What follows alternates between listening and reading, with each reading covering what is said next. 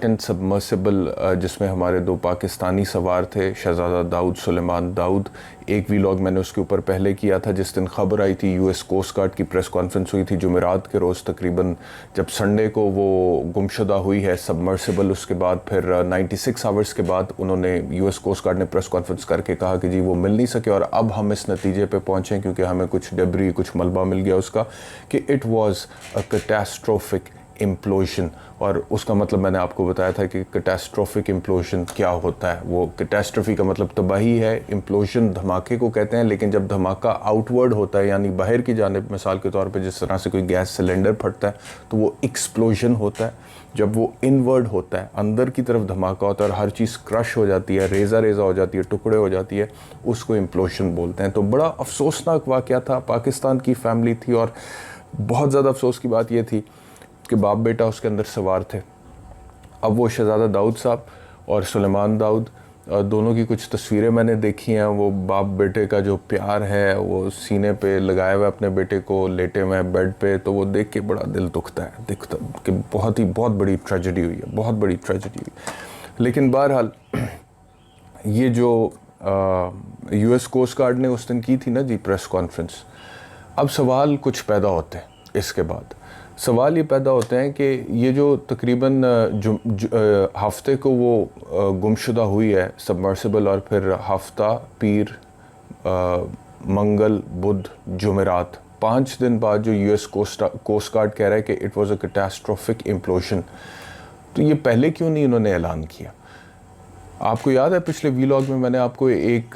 बंदा जिसने को डिज़ाइन किया था उस सबमर्सिबल को, यानी कि उस सियाहती आबदोज़ को जो इस वक्त समुंदर का सबसे गहरा पॉइंट है पूरी दुनिया में, जिसको मेरियाना ट्रेंच बोलते हैं, तकरीबन 11 किलोमीटर वो नीचे है, वो इंजीनियर भी है। उस बंदे को मैंने कोट किया था पिछले वीलॉग में, और उसने कहा था that sound travels particularly well under water, यानी कि जो आवाज़ है वो बड़े आराम से ट्रैवल करती है। अगर धमाका होता है उसकी आवाज़ होती है और उसकी आवाज़ फौरी तौर पे कैच हो जाती है, और जो मिलिट्री फ़ोन्स जिसके थ्रू वहाँ पे रेस्क्यू ऑपरेशन हो रहा है वो लगे हुए डिटेक्ट हो रहा है, तो उसमें वो चीज़ आ जानी थी, क्योंकि वो जो हाइड्रोफोन्स होते हैं उसके थ्रू आवाज़ें सुनी भी जा सकती हैं अंडर वाटर, और उसको रिकॉर्ड भी किया जा सकता है। तो ये जो इम्प्लोजन इन्होंने इवेंचुअली यूएस कोस्ट गार्ड ने कहा कि हुआ है, तो ये तो इम्प्लोजन फिर उसी वक्त हो गया था जिस वक्त राब्ता मुनक़ता हुआ था, तकरीबन 1 घंटा 45 मिनट के बाद, and they were almost there very close to the Titanic, ज़ेरे समंदर। तो उसके बाद फिर 5 दिन तक इसका ऐलान क्यों नहीं हुआ, ये एक सवाल है। और अब एक स्टेटमेंट ये भी आ रहा है, और वॉल स्ट्रीट जर्नल ने भी इसके ऊपर लिखा है कुछ हवालों से, और दीगर कुछ बैनुल-अक़वामी जरीदों ने भी इसके ऊपर लिखा है कुछ हवाले से। लेकिन ओवरऑल जो इन्फॉर्मेशन आ रही है बैनुल-अक़वामी मीडिया में, उसमें एक इन्फॉर्मेशन ये भी आ रही है कि यूएस नेवी, अमेरिका की जो नेवी है, उसकी तरफ से भी एक स्टेटमेंट आया है कि हमने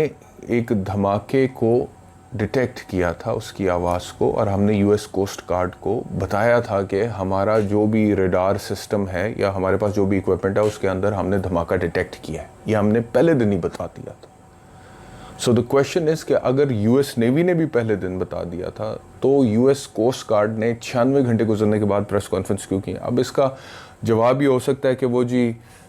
SOPs फॉलो कर रहे थे कि जो सर्च है या रेस्क्यू ऑपरेशन है उसको जारी रखना है। 96 घंटे की ऑक्सीजन होती है सबमर्सिबल में, जब तक वो वक्त पूरा नहीं हो जाता तब तक you can not give up,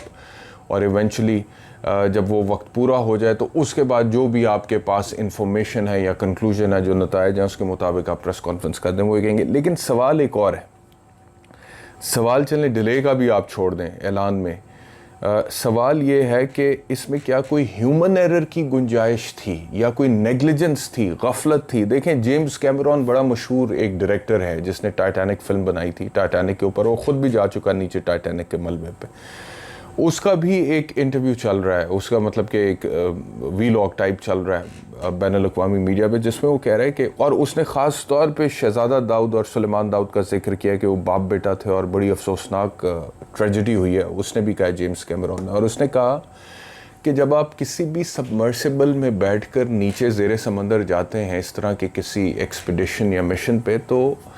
बहुत सारी चीज़ें तवक्को की जा सकती है। मिसाल के तौर पे राब्ते का मुनक़ता हो जाना, मिसाल के तौर पे किसी इक्विपमेंट में किसी किस्म का कोई टेक्निकल प्रॉब्लम हो जाना, मिसाल के तौर पे पानी का बिजली के साथ राब्ते में आकर कोई आग का भड़क जाना, मिसाल के तौर पे इस तरह की कोई भी बहुत सारी चीज़ें हो सकती हैं। मिसाल के तौर पे नीचे उस सबमर्सिबल का किसी चीज़ के साथ टकरा जाना, मिसाल के तौर पे उसका किसी चीज़ में फंस जाना, मिसाल के तौर पे जैसे वो एक मछली के जाल में नेट में ऑस्ट्रेलिया की एक सबमर्सिबल फंस गई थी और स्टक हो गई थी, वो हो जाना। तो बहुत सारी चीज़ें उसने कहा हो सकती हैं, लेकिन ये कैसे हो गया, ये कैसे हो गया कि इम्प्लोड कर गई वो जो धमाके से फट गई, धमाके से कैसे वो फट गई। मतलब उसने सवाल ये उठाया है कि ये जो आबदोज़ें होती हैं, चाहे वो सियाहती आबदोज़ें होती हैं, they are meant for such things, they designed for such things. उसमें